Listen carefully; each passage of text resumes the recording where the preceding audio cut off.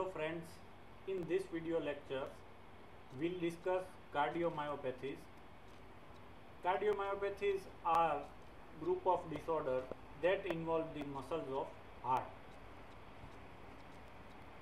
That can be idiopathic, excluding ischemia, infection, toxins, autoimmune and metabolic disorders and other causes, or it can be due to secondary any of this cause.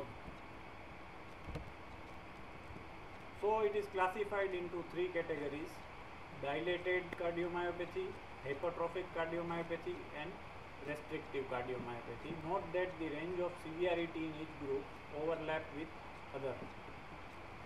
So all can have secondary specific etiology or it can be primary idiopathy.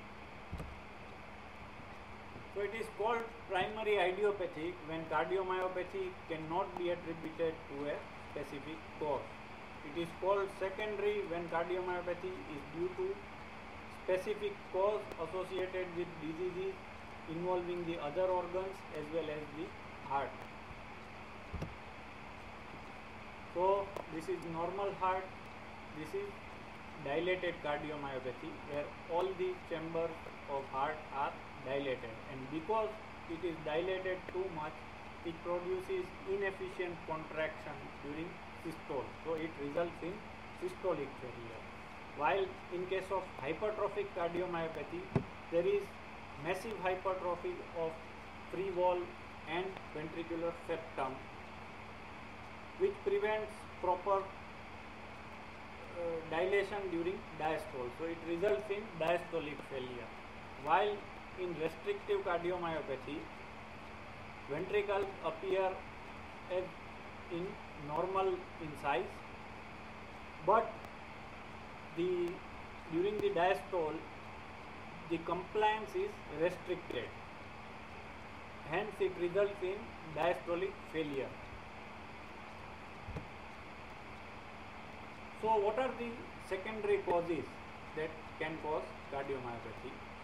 It can be infection by virus, chlamydia, rickettsia, bacteria, protozoa, fungi, or toxins like alcohol, catecholamine, arsenic, cyclophosphamide, doxorubicin, or metabolic disorder like thyroid disorder or nutritional deficiencies such as iron deficiency, neuromuscular dystrophy, storage disorder like glycogen storage disease, infiltrative like leukemia, carcinoma, sarcoidosis, or immunological like transplant rejection. All these are the secondary causes.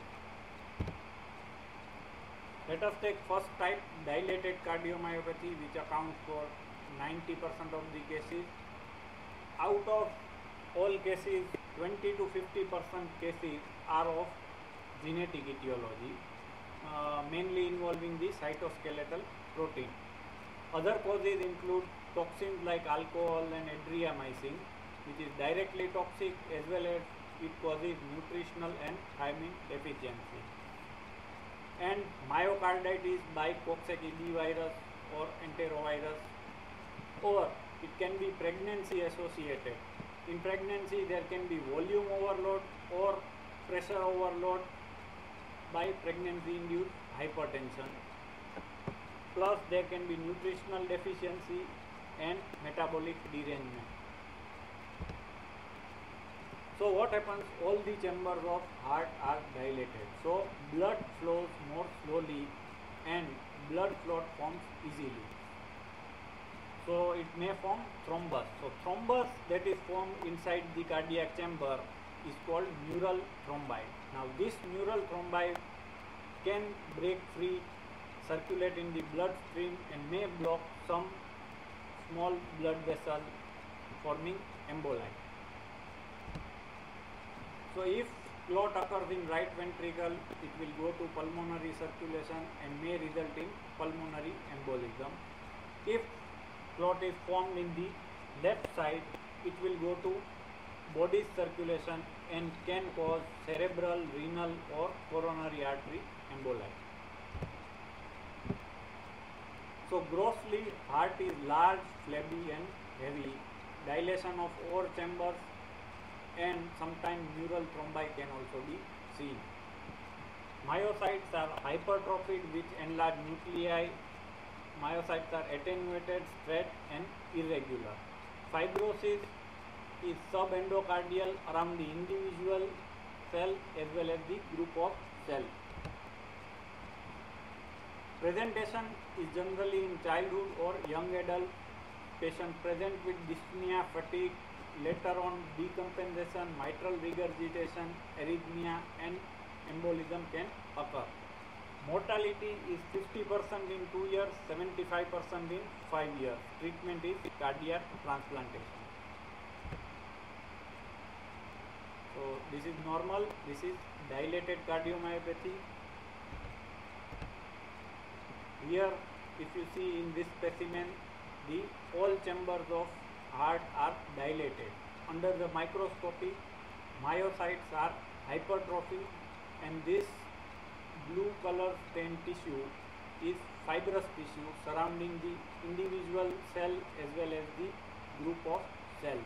The stain is Mason trichrome. Second type, hypertrophic cardiomyopathy, where generally the cause is genetic. The clinical course is variable.